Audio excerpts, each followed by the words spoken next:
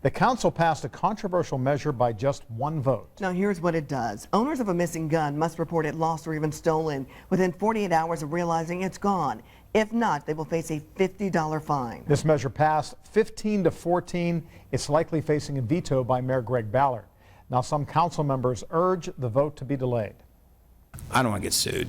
And trust me, the NRA has a lot of money. So I don't understand why we would do it tonight, but I really do hope that we take serious consideration about how we can bring something like this back and start moving in the right direction. Now the concern about being sued comes from a state law.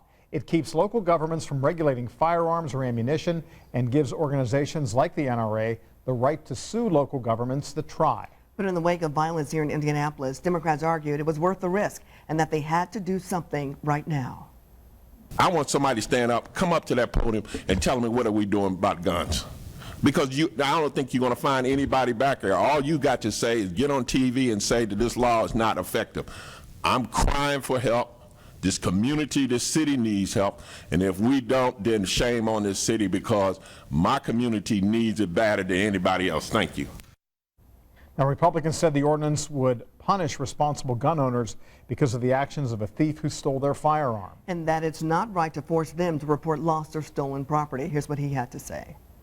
I'm a proud gun owner and I'm a proud NRA member, and you're never going to convince me that law-abiding gun owning folks need more regulation. They clearly don't. This proposal, this ordinance is unenforceable. It violates state law and it doesn't tackle the real problem. I mean, this is a backdoor attempt at a registration, and that's not going to happen. Again tonight, the measure passed 15 votes to 14. And again, Mayor Ballard will likely veto it when it comes to his desk. As it stands now, Democrats do not have the votes to override that veto. Now, this was the last council meeting of the year, and also tonight they passed a 44% pay increase for council members, an increase that the mayor had already been stripped out of. Also, a partial fix for stormwater rates to help those people who've been facing doubling or tripling of bills. And they honored Amos Brown, the beloved broadcaster and community activist, passed away unexpectedly last month.